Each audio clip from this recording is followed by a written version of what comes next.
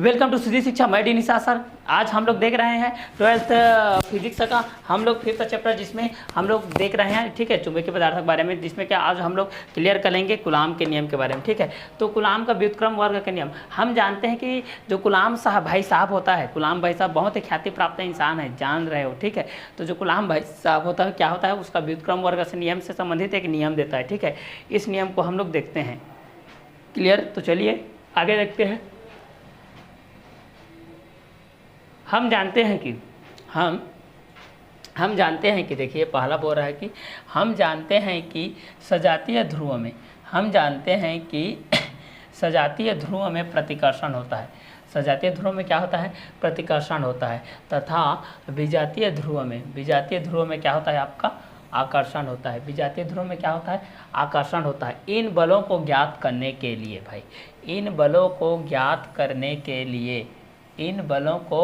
ज्ञात करने के लिए सर्वप्रथम सन 1785 में फ्रांसीसी वैज्ञानिक C.A. कूलाम ने, C.A. कूलाम जब फ्रांसीसी वैज्ञानिक कौन है भाई, C.A. कूलाम ने एक नियम का प्रतिपादन किया था, जिसे कूलाम का व्युत्क्रम वर्ग का नियम कहते हैं। जिसे कूलाम का क्या बोलते हैं, व्युत्क्रम वर्ग का नियम बोलते हैं। तो जब भी आप लोग फिजिक्स पढ़ते हैं भाई, या वीडियो रिकॉर्डेड क्लास में, ऑनलाइन क्लास, जो भी लाइव क्लास में, डाउट सेक्शन में, तो जब भी पढ़ते हैं तो कॉपी लेकर के बैठिए। जो भी चीज़ हमारे द्वारा, जो भी नॉलेज की चीज़ बताई जा रही है, जो भी नोट डाउन कराने जा रहा है, आप लोग नोट डाउन कीजिए। जितना ज़्यादा आप लोग नोट डाउन करते जाओगे, उतना आपके लिए बेनिफिट हो जाएगा। ठीक है, क्योंकि ओरली याद करोगे तो कुछ चीज़ें ऐसी होती है जो कि ओरली आप लोगों को याद नहीं होती है, माइंड सेट नहीं होती है। तो उस चीज़ के लिए आप लोग कॉपी में नोट डाउन करते जाएंगे। जितना ज़्यादा आप लोग नोट डाउन करते जाएंगे, उतना ही आपके लिए बेनिफिट होते जाएगा। इसलिए इस चीज़ को आप लोग केयर कीजिएगा। जब भी आप लोग पढ़ते हैं, चाहे वह वीडियो रिकॉर्डेड क्लास हो, चाहे कुछ भी क्लास हो, तो उस चीज़ में आप लोग उसको आप लोग जो भी रिकॉर्डेड क्लास है या उसमें जो भी नॉलेज की बात बताई जा रही है, उस सबको आप लोग नोट डाउन करते जाएंगे। क्योंकि आपके पास वीडियो तो रहेगा, आप जिस समय चाहे जितना भी टाइम चाहे उतना टाइम आप देख सकते हैं। लेकिन अगर आप उसको प्रैक्टिस करते हैं, अगर उसको आप लोग कॉपी में लिखते हैं, तो एक बार आपका माइंड चलेगा, माइंड आपका एक्टिव रहेगा। ठीक है, क्योंकि पैसिव रहोगे तो आपको कोई दिक्कत नहीं है। जैसे कि हम लोग अभी एक्टिव होकर के पढ़ा रहे हैं, आप भी एक्टिव लाएंगे, आप भी एक्टिव रह करके थोड़ा नोट डाउन करते जाएंगे, तो आपके लिए बेनिफिट हो जाएगा। क्लियर। तो जितना ज़्यादा आप लोग एक्टिव रहेंगे, उतना ही आपके लिए बेनिफिट हो जाएगा। क्योंकि 12th क्लास है, 12th क्लास आपका बोर्ड पेपर है। बोर्ड पेपर में जानते हो किस तरीके से आपका टर्निंग क्वेश्चन आता है। क्वेश्चन आप लोगों को घुमा देता है।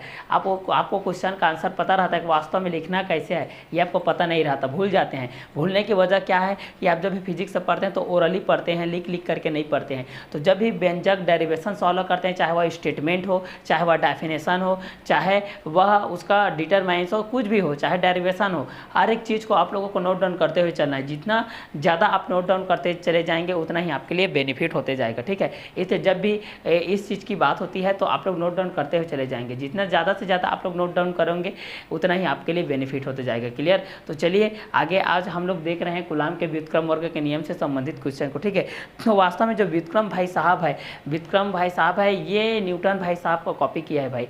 जो हमारा न्यूटन भाई साहब ने जो दो गुरुत्वाकर्षण बलों के नियम के आधार पर एक नियम दिया था, दो बलों के आधार पर दिया था, मतलब दो बल लिया था, उन्होंने दो द्रव्यमान लिया था, द्रव्यमानों को लेकर के उसने एक नियम दिया था, द्रव्यमान, जिसमें दो द्रव्यमान, उसी को वो कॉपी किया है आप लोगों का आवेश के रूप में। ठीक है, कौन, कूलाम भाई साहब क्या किया कि जब न्यूटन भाई साहब दो द्रव्यमानों को लेकर के एक नियम प्रतिपादित कर सकता है, तो आवेश को लेकर के क्यों ना मैं एक नियम प्रतिपादन कर सकता हूँ, इस तरीके से वो बोल रहा है। ठीक है, तो इसी का जस्ट कॉपी कर रहा है। तो यहाँ पर हम लोग देखेंगे कूलाम के व्युत्क्रम वर्ग के नियम से संबंधित हम लोग देखेंगे। तो सर्वप्रथम आप लोग 11th क्लास में, उससे पहले वाले क्लास में, प्रीवियस क्लासेस में आप लोगों ने ये देखा है कि दो द्रव्यमानों को लेकर के वहाँ पर आप लोगों को एक नियम दिया गया है। तो उस नियम के बेस पर अगर हम लोग देखेंगे कि ये जो कूलाम भाई है एकदम नकलची है। ठीक है, उसी को कॉपी करते जा रहे हैं भाई, क्योंकि जान रहे हो एक दूसरे को कॉपी करना। दुनिया में आजकल व्हाट्सअप होता है, व्हाट्सअप का स्टेटस कॉपी हो जाता है, इंस्टाग्राम का आप लोग रील्स कॉपी हो जाता है,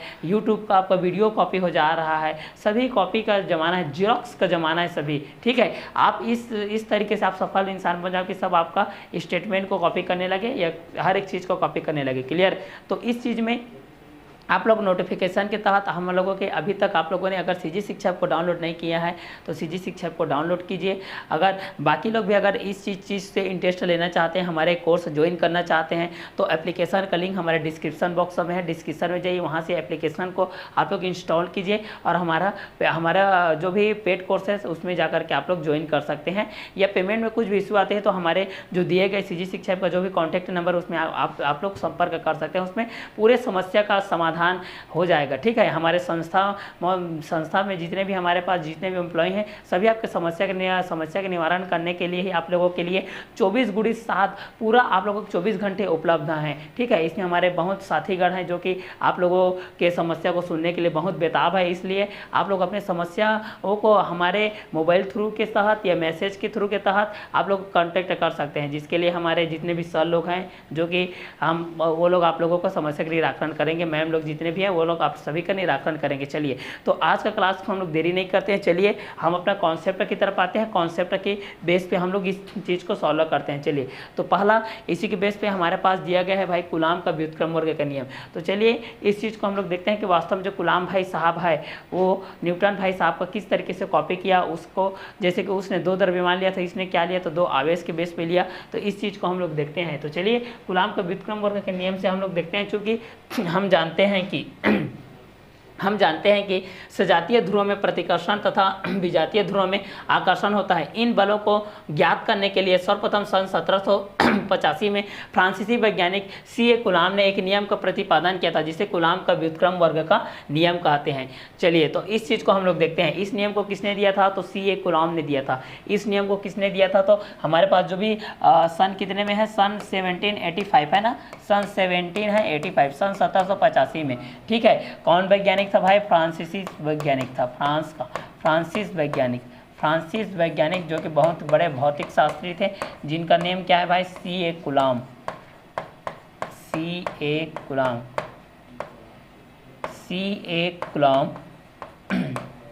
ने एक नियम का प्रतिपादन किया था, जिसको हम लोग बोलते हैं कूलाम का व्युत्क्रम वर्ग का नियम। कूलाम का व्युत्क्रम वर्ग का नियम, कूलाम का व्युत्क्रम वर्ग का नियम बोलते हैं। चलिए, तो इस नियम के तहत देखते हैं, इन्होंने न्यूटन भाई साहब का सहारा लिया था। किसका सहारा लिया था न्यूटन भाई साहब का। तो चलिए आगे हम लोग इस चीज़ को देखते हैं। यहाँ पर क्या होता है, ये न्यूटन भाई साहब है,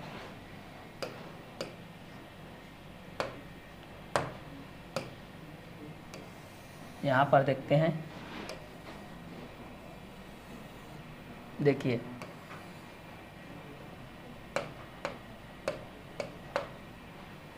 ये आपका न्यूटन भाई साहब है ना, ये आपका न्यूटन भाई साहब है, ये आपका न्यूटन भाई साहब है, ये हमारा कूलाम भाई साहब है ये हमारा क्या है, कूलाम भाई साहब है।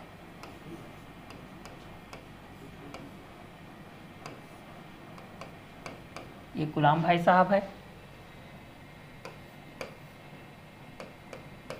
ये हमारा न्यूटन भाई साहब है। देखिए इस इमोजी के तहत देखिए भाई ये आपका कूलाम भाई साहब है, ये आपका न्यूटन भाई साहब है। चलिए देखते हैं आप दोनों का, कूलाम और न्यूटन। न्यूटन क्या करता है, मार्केट जाता है। ठीक है, सारंगढ़ का मार्केट जाता है। ठीक है, सब्जी खरीदने के लिए, सभी को सारंगढ़ का मार्केट जाने, उसने मार्केट गया, 2 द्रव्यमान खरीद लिया। पहला M1 द्रव्यमान खरीद लिया, दूसरा M2 द्रव्यमान खरीद लिया। मार्केट गया, अब जाहिर सी बात है मार्केट जाओगे तो टमाटर तो खरीदना ही है। ठीक है, टमाटर तो खरीदना ही है, कोष्टक में जुड़ा ही रहता है। ठीक है, तो मार्केट गया, 2 द्रव्यमान खरीद लिया, M1 और M2, और M1 को खरीद लिया, M2 को खरीद लिया। दोनों के बीच की जो खरीदने की जो दूरी थी उसने उसको R दे दिया। इस पर खरीदने में, इस वजन को उठाने में जो बल की आवश्यकता होती है उसको उसने F दे दिया भाई। क्लियर। न्यूटन भाई साहब सारंगढ़ का मार्केट चले गए, सारंगढ़ का बाजार चले गए, उन्होंने क्या खरीदा, M1 खरीद लिया और R दूरी पर एक और M2 खरीद लिया। ठीक है, अब जाहिर सी बात है कि कुछ खरीदोगे तो उसको उठाने के लिए थैला चाहिए भाई, थैला में रख दिया दोनों को, और उसको उठाने के लिए क्या चाहिए आपको, बल की आवश्यकता होती है, उस बल को नाम दे दिया F। अब क्या बोल रहा है कि इसको बोल दिया ये द्रव्यमान, जिसमें वजन होता है, भार होता है, वो क्या कहलाता है आपका, द्रव्यमान। तो पहला बोल रहा है दो द्रव्यमानों के, ठीक है, पहला m1 दूसरा m2, दोनों द्रव्यमानों के बीच के गुणनफल के, इस पर लगने वाला बल दोनों द्रव्यमानों के परिमाणों के गुणनफल के क्या होती है, अनुक्रमानुपाती होती है, मतलब A proportional to m1 into m2। देखिए न्यूटन भाई साहब क्या किया, मार्केट गया, वहाँ से m1 खरीदा और m1 से r दूरी पर एक और सामान खरीद लिया, m2 खरीद लिया, जिसको हम लोग बोल रहे हैं m1 द्रव्यमान है, m2 आपका द्रव्यमान है। उसको उठाने के लिए बल की आवश्यकता हो कि उसको f से दर्शाया, तो बोल रहा है कि दोनों द्रव्यमानों के परिमाणों के गुणनफल के अनुपात, इस पर लगने वाला जो बल है m1 और m2 पर जो लगने वाला बल है, दोनों द्रव्यमानों के गुणनफल के क्या होते हैं, दोनों द्रव्यमानों के परिमाणों के गुणनफल के क्या होते हैं, अनुक्रमानुपाती होती है। अब गुलाम भाई साहब पीछे रहने वाला थोड़ी है, उसके पीछे पीछे देखे हो मार्केट में 10 रुपये टमाटर किलो, तुरंत पीछे पीछे सभी भीड़ लग जाता है वहाँ पर, अरे 10 रुपये दे रहा है, अरे 10 रुपये दे रहा है, वो बगल वाला तो 20 रुपये दे रहा है भाई, उसके पास कौन जाएगा। ठीक है, अब इसका कॉपी करना स्टार्ट कर दे। गुलाम भाई साहब, अरे भाई तू m1 m2 खरीद लिया, मैं Q1 और Q2 खरीद लूंगा। Q1 ये भी चला गया, वही सारंगगढ़ का मार्केट, कुछ समय बाद उसी के कॉपी करने के बाद अरे टमाटर तो 10 रुपये सस्ता हो गया है, ठीक है, Q1 Q2 ले लिया। देखिए ये भी Q1 खरीद लिया और r दूरी पर एक और Q2 खरीद लिया। अब इसको भी उठाने के लिए बल की आवश्यकता होगी, इसने भी F दे दिया भाई, क्लियर। इसी का कॉपी कर रहा है। अब क्या कर रहा है कि दोनों आवेशों के बीच लगने वाला बल, दोनों आवेशों के बीच लगने वाला बल जो होती है, इनके दोनों के परिमाणों के गुणनफल के क्या होती है, अनुक्रमानुपाती होती है। तो इसने भी लिख दिया भाई A proportional to Q1 Q2, clear. Just copy कर रहा है भाई, जस्ट कॉपी कर रहा है, जस्ट क्या कर रहा है, कॉपी कर रहा है और कुछ नहीं कर रहा है। क्या कर रहा है, कॉपी कर रहा है और कुछ नहीं कर रहा है। क्या कर रहा है, कॉपी कर रहा है। क्या कर रहा है, कॉपी कर रहा है, ठीक है। तो न्यूटन भाई साहब मार्केट से m1 m2 खरीद लिए थे, जिन्होंने m1 m2 खरीद लिए थे, m1 खरीद लिए, r दूरी पर m2 खरीद लिया, उसको उठाने के लिए बल की आवश्यकता होती है, जिसको हम लोग तो दोनों द्रव्यमानों के बीच के परिमाणों के गुणनफल के अनुक्रमानुपाती है, उस पर लगने वाला बल, तो दोनों की आवेशों के परिमाणु गुणनफल के अनुक्रमानुपाती है, उस पर लगने वाला बल। अब क्या करता है, अब दूसरा, दोनों के बीच की जो दूरी है भाई, दोनों के बीच की क्या है, जो दूरी है भाई, दोनों के बीच की क्या है भाई, जो दूरी है, दोनों के बीच की क्या है, दूरी है। तो यहाँ पर बोल रहा है कि दोनों परिमाणों के, ठीक है, दोनों m1 m2 दोनों परिमाणों के जो बीच की दूरी है r, ठीक है, उसके वर्ग के क्या होती है, व्युत्क्रमानुपाती होती है। इस पर लगने वाला बल दोनों परिमाणों के बीच की दूरी r के वर्ग के क्या होती है, व्युत्क्रमानुपाती होती है। अब ये ऐसा लिख सकता है न्यूटन, तो मैं क्यों नहीं लिख सकता, मैं क्यों नहीं दे सकता, ठीक है। अब क्या किया, जस्ट कॉपी किया। अब गुलाम बोल रहा है भाई, गुलाम क्या बोल रहा है, गुलाम बोल रहा है कि भाई जब न्यूटन ऐसा लिख सकता है तो मैं भी तो लिख सकता हूँ। तो ये भी लिख लिया कि दोनों आवेशों के बीच की दूरी जो r होती है, उस पर लगने वाला बल इसके वर्ग के क्या होती है, वर्ग के व्युत्क्रमानुपाती होती है। तो F प्रोपोर्शनल टू हो जाएगा 1/2 स्क्वायर। इसको इन्होंने समीकरण नंबर 1 मान लिया भाई, न्यूटन ने इसको समीकरण 1 मान लिया और इसको 2 मान लिया। अब ये भी कहाँ पीछे रहने वाला था, गुलाम उसी का तो कॉपी कर रहा है भाई। इसको इसने भी मान लिया 1, इसने मान लिया 2। अब जब सामान आप खरीद लेते हो, मार्केटिंग कर लेते हो, उसके बाद क्या करते हो, सभी को एक थैला में एक साथ इकट्ठा कर लेते हो ना, कि अलग अलग रखते हो, कि एक में टमाटर रखते हो, एक पैकेट में टमाटर, ऐसा थोड़ी होता है, ठीक है। एक थैला भर जाता है तो दूसरा थैला यूज करते हो। उसी प्रकार सभी को, ये पहला, इतने सबको मिला जुला करके एक थैले में डाल दिया न्यूटन भाई साहब। अब क्या कर रहा है, समीकरण 1 व 2 को लिखने पर, चलिए समीकरण 1 व 2 को सम्मिलित रूप से लिख रहे हैं तो क्या हो जाएगा, A प्रोपोर्शनल टू एक ही थैले में डाल दे रहे हैं भाई, m1 into m2 by r square, clear. सभी को एक ही थैले में डाल देते हैं, चलिए ठीक है। लेकिन हमेशा जब भी रहेगा तो टमाटर को ऊपर में रखेगा, नीचे में रखोगे तो भाई जान रहे उसकी हालत कितना हो जाएगा, उसका हालत इतना गंभीर हो जाएगा कि आपको उसको तुरंत जा करके आपके घर के ICU में रखना पड़ेगा। घर का ICU कौन रहता है भाई, फ्रीजर, ठीक है, रेफ्रिजरेटर, तुरंत, देखे हो। चलिए अब ये गुलाम भाई साहब भी थैला रखा है भाई, जान रहे हो, तो ये भी तो डालेगा, सभी को सम्मिलित रूप से डालेगा कि नहीं डालेगा, डालेगा, नहीं डालेगा तो फिर कैसे चलेगा भाई, पूरा सब्जी मार्केट में बिखर जाएगा। फिर जान रहे हो, घर जाने से पहले बीवी क्या बोलती है, फिर जान तो रहे हो सभी लोग, क्लियर। खौफ का दूसरा नाम क्या होता है, जान रहे हो सभी लोग, ठीक है। तो चलिए अब हम लोग देखते हैं इसको, समीकरण 1 व 2 को यहाँ पर भी मिला करके लिख देते हैं, समीकरण 1 व 2 को, तो कितना हो जाएगा, ये भी हो जाएगा F प्रोपोर्शनल टू कितना हो जाएगा, Q1 Q2 bye r square. ये भी सम्मिलित रूप से लिख दिया, क्लियर। अब जाहिर सी बात है कि आप थैला में तो पहुंच गए, उतारना तो पड़ेगा भाई, थैले में सबको अलग अलग करना पड़ेगा। टमाटर को एक तरफ करना पड़ेगा, भिंडी को एक तरफ करना पड़ेगा, बैगन को एक तरफ करना पड़ेगा ना, मिर्ची को, हरी मिर्ची एक तरफ, सूखी मिर्ची एक तरफ। क्लियर। अब क्या किया, प्रोपोर्शनल को हटाने के लिए न्यूटन भाई साहब ने सर्वोत्तम गुरुत्वीय नियतांक ले लिया जी। अब यहाँ पर जी आ गया m1 इंटू m2/r²। अब ये बेचारा यहाँ पर फंस गया, इसको कॉपी किया, यहीं पर फंस गया। इसने क्या किया, प्रोपोर्शनल को हटाया, k रख दिया, q1/q2। यहाँ पर ये बेचारा गुलाम भाई साहब फंस गया, बेचारा यहाँ पर फंस गया। घर पहुँचते इसका सब्जी बिखर गया, पूरा बिखर गया भाई, सब्जी बिखर गया पूरा। बीवी का फिर डांट, जान तो रहे, पूरा गुलाम को डांट रहा है, भाई क्या यार आप भी एक सब्जी ला रहे, घर तक तो ठीक ठाक ले आए और किचन में प्रवेश करने से पहले ही किचन से उसको बाहर कर दिए, भाई इस लायक नहीं छोड़े आप, ऐसा बोल रहा है। ठीक है। अब बार बार सर्च कर रहे गुलाम कि भाई ये जो के का वैल्यू है बार बार अलग क्यों आ रहा है। ये जो न्यूटन भाई साहब ने जी लिया था इसका मान गुरुत्वीय सर्वोत्तम नियतांक है। ठीक है। इसका मान हर एक की जगह में आपका इक्वल रहता है, वही रहता है। अब तब ये के लिख करके ये फंस गए भाई, हर जगह में इसका मान अलग अलग आ रहा है, अलग अलग आ रहा है। तब इसने सोचा कि भाई के का मान अलग अलग आ रहा है, तब इसने दिया कि जो के का वैल्यू है वह माध्यम की प्रकृति पर क्या करता है, निर्भर करता है। इसने लास्ट टाइम ये बोला कि जो के है वह माध्यम की प्रकृति पर निर्भर करता है बोला।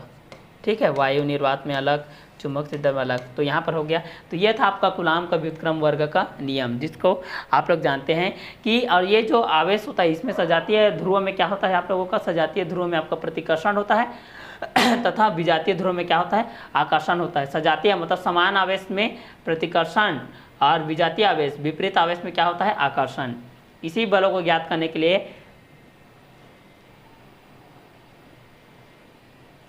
सर्वप्रथम सन 1785 में आपके फ्रांसीसी वैज्ञानिक सी कूलाम एक नियम का प्रतिपादन किया था, जिसे हम लोग बोलते हैं कूलाम का व्युत्क्रम वर्ग का नियम। यहाँ पर के का वैल्यू के लिए आप लोगों का हो जाता है, के का वैल्यू ये भी होता है 9 × 10⁹ या के का वैल्यू होता है 1/4πε0 भी होता है।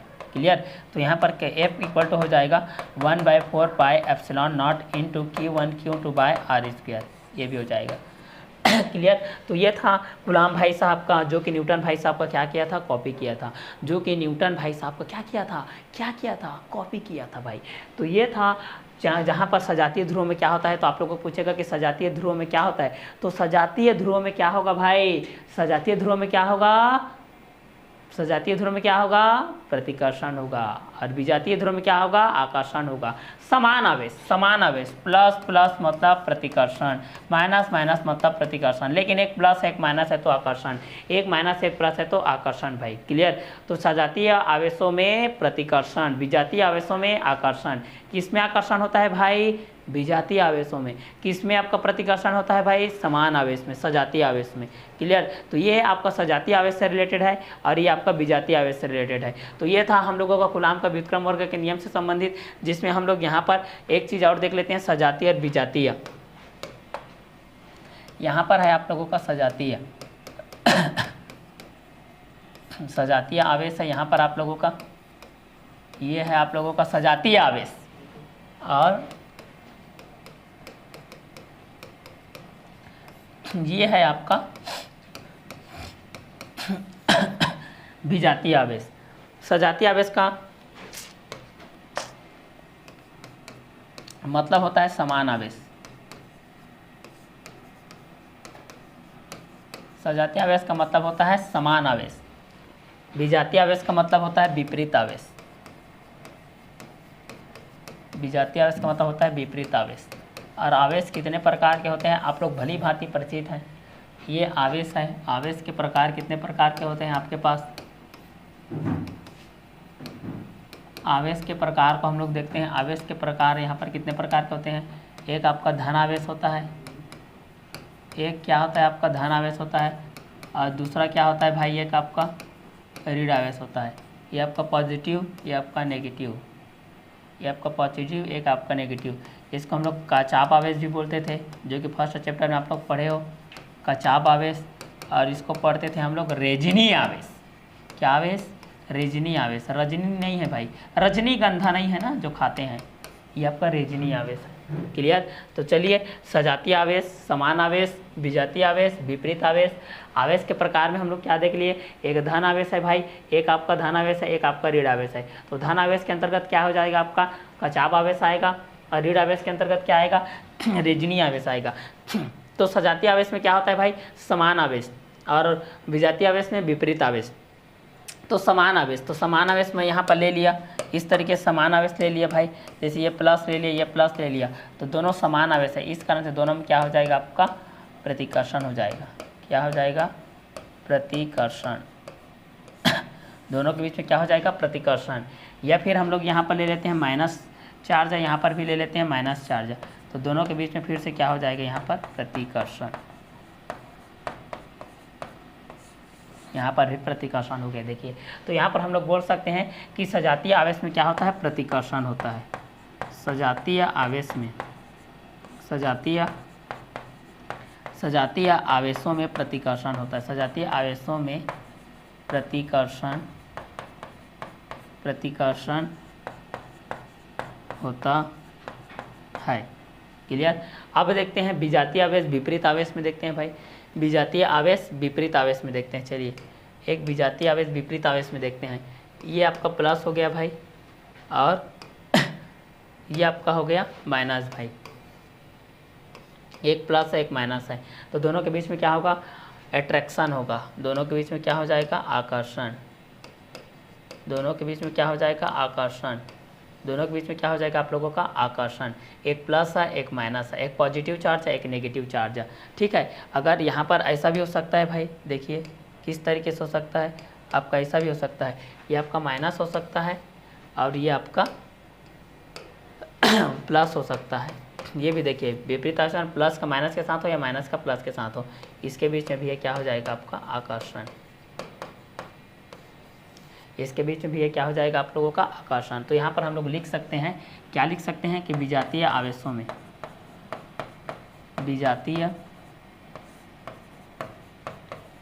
विजातीय आवेशों में क्या होता है? आकर्षण होता है। विजातीय आवेशों में आकर्षण होता है। ठीक है, तो यहाँ पर पूछा जाएगा कि सजातीय आवेशों में क्या होता है? तो सजातीय आवेशों में आपका प्रतिकर्षण होता है, और विजातीय आवेशों में क्या होता है आप लोगों का? आकर्षण होता है। किस में आकर्षण होता है? तो विजातीय आवेशों में आकर्षण होता है। ठीक है, किस में प्रतिकर्षण होता है? तो सजातीय आवेशों में प्रतिकर्षण होता है। आवेश कितने प्रकार के होते हैं? आवेश दो प्रकार के होते हैं। पहला धन आवेश, दूसरा ऋण आवेश। ठीक है, धन आवेश को क्या बोलते हैं? कचाव आवेश। ऋण आवेश को क्या बोलते हैं? रेजनी आवेश। इसको बोलने वाला जो अमेरिकी वैज्ञानिक है, ठीक है, नाम याद रखिएगा, इसको बोलने वाली जो अमेरिकी वैज्ञानिक है, अमेरिकी वैज्ञानिक है बेंजामिन फ्रैंकलिन। क्या है? Benjamin Franklin. इसको बोलने वाली जो क्या है? बेंजामिन क्या है आप लोगों का? फ्रैंकलिन है। तो सजातीय आवेश मतलब समान आवेश जिसमें क्या होता है आपका? प्रतिकर्षण होता है। एक प्लस प्लस रहेगा तो फिर भी प्रतिकर्षण होगा, माइनस माइनस रहेगा तो फिर भी प्रतिकर्षण हो गया। तो हम लोग यहाँ पर बोल सकते हैं कि सजातीय आवेशों में क्या होता है? प्रतिकर्षण होता है। और विजातीय आवेश में हम लोग क्या देखेंगे? विजातीय आवेश में विपरीत आवेश, एक प्लस है, एक माइनस, एक प्लस, मतलब आकर्षण हो जाएगा। तो यहाँ पर हम लोग बोल सकते हैं विजातीय आवेशों में क्या होता है? आकर्षण होता है। आवेश कितने प्रकार के होते थे? तो धन आवेश और ऋण आवेश। तो धन आवेश को हम लोग कचाव आवेश बोलते हैं, और ऋण आवेश को हम लोग क्या बोलते हैं? रेजनी आवेश। इसको अमेरिकी वैज्ञानिक बेंजामिन फ्रैंकलिन ने दिया था। तो ये आवेशों से रिलेटेड हो गया। कूलाम का व्युत्क्रम वर्ग के नियम आप लोगों को समझ में आ गया। अगला देखते हैं, किन्हीं दो ध्रुवों के मध्य लगने वाला बल। यहाँ पर उसी की चीज में दिया गया है कि किन्हीं दो ध्रुवों के मध्य लगने वाला बल उन ध्रुवों के ध्रुव प्राबल्यों के गुणनफल के क्या होती है?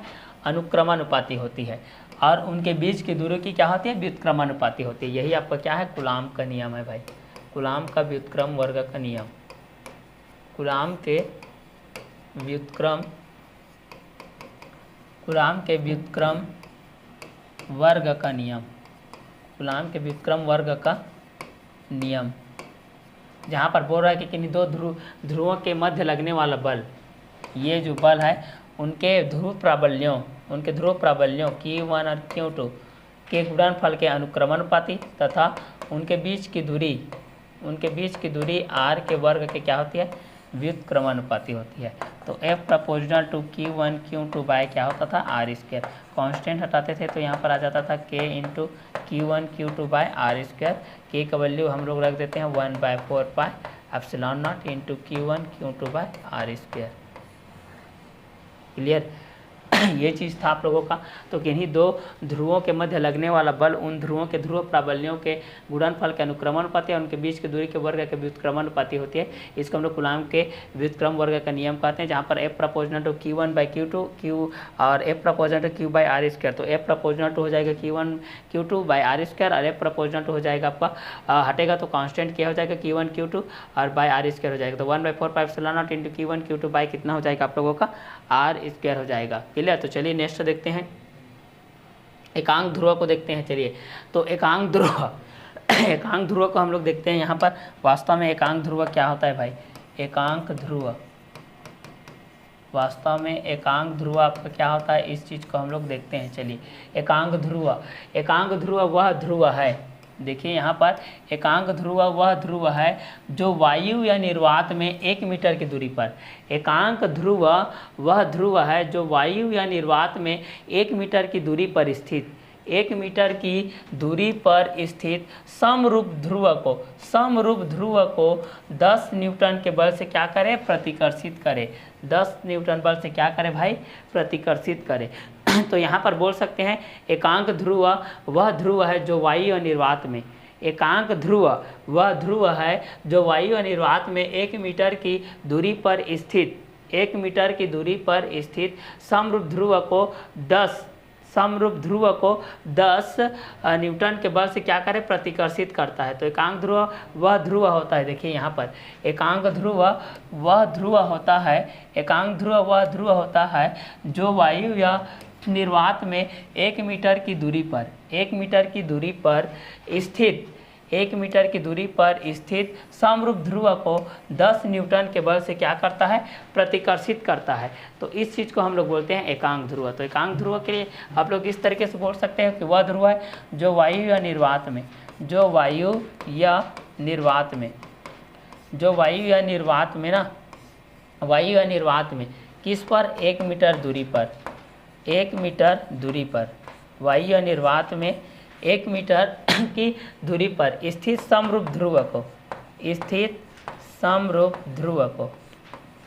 आपका जो समरूप ध्रुव है, समरूप क्या है? ध्रुव है, उसको 10 न्यूटन के बल से, उसको 10 न्यूटन के बल से, किसके बल से भाई? 10 न्यूटन के बल से, 10 न्यूटन बल से क्या करती है भाई? प्रतिकर्षित करती है। क्या करती है? प्रतिकर्षित करती है। यहाँ से देखिए इसको क्या करती है? प्रतिकर्षित करती है, प्रतिकर्षित करती है। देखिए तो एकांक ध्रुव वह ध्रुव है जो वायु निर्वात में 1 मीटर की दूरी पर स्थित समरूप ध्रुव को 10 न्यूटन के बल से क्या करती है? प्रतिकर्षित करती है। तो एकांक ध्रुव वह ध्रुव है जो वायु निर्वात में 1 मीटर की दूरी पर स्थित समरूप ध्रुव को 10 न्यूटन के बल से क्या करती है? प्रतिकर्षित करती है। तो यह हो जाएगा आप लोगों का एकांक ध्रुव। क्लियर? ये क्या हो गया आप लोगों का? एकांक ध्रुव। चलिए ये हो गया आप लोगों के एकांक ध्रुव। इसके बाद हम लोग नेक्स्ट वीडियो लेक्चर में देखते हैं चुंबकीय क्षेत्र की तीव्रता को। इसके बाद हम लोग चुंबकीय क्षेत्र की तीव्रता को देखेंगे, धारा लूप को देखेंगे। आज का क्लास हम यही और करते हैं। Okay bye, have a nice day.